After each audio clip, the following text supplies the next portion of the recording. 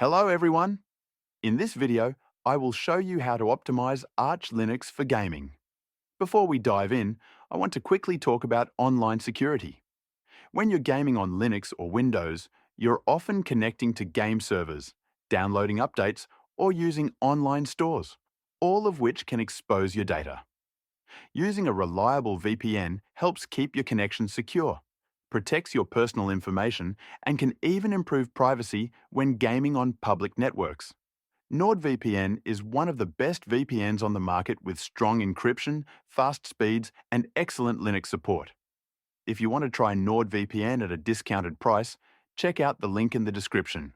It's a limited time offer and comes with a 30-day, no questions asked money-back guarantee. Now, the first step is to enable the multi-lib repository. The easiest way to do this is to open your file browser, go to your root directory, scroll down and locate the pacman.conf file. Open it, and at the bottom you'll find the section about repositories. Make sure the lines for multi-lib, community, and extra are uncommented. Once done, save the file, close it, and open a terminal. Update your system using the command sudo pacman su enter your password when prompted. Step 2 is installing the latest GPU drivers for your hardware. A great reference for this is the Lutris wiki page on installing drivers. Scroll down to the Arch, Manjaro, and other Arch derivatives section. Here, you'll find commands tailored to your hardware.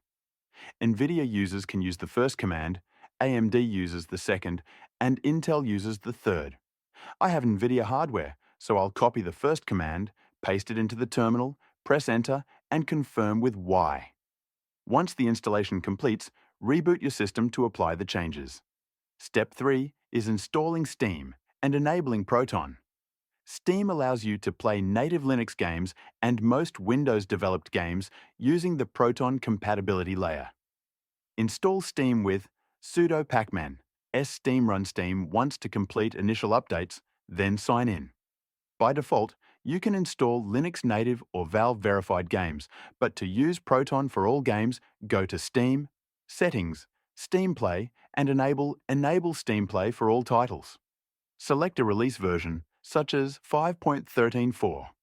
After restarting Steam, you can install any game and run it using Proton.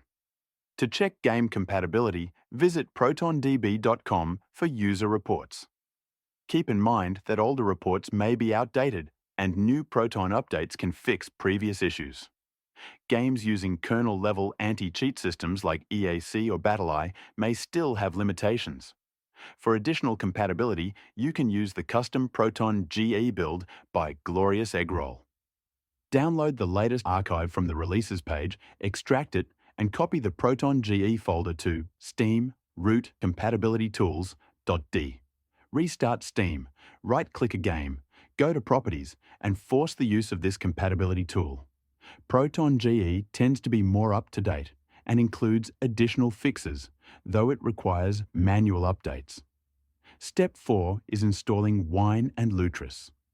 While Steam covers games in the Steam ecosystem, Lutris handles games from other platforms like Origin, Battle.net, Epic Games, standalone games, and even console emulators. Install Wine and Lutris with sudo pacman swinelutris.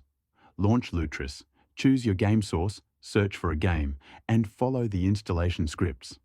These scripts handle setup and execution automatically. Once installed, you can launch games from Lutris just like any other application. With this setup, you now have an Arch Linux system configured for gaming, capable of running both native Linux and Windows games efficiently.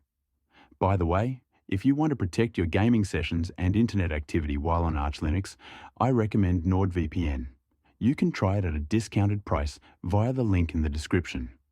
It also comes with a 30-day, no questions asked money-back guarantee. And if you're watching this on your TV, you can scan the QR code with your phone's camera to check it out.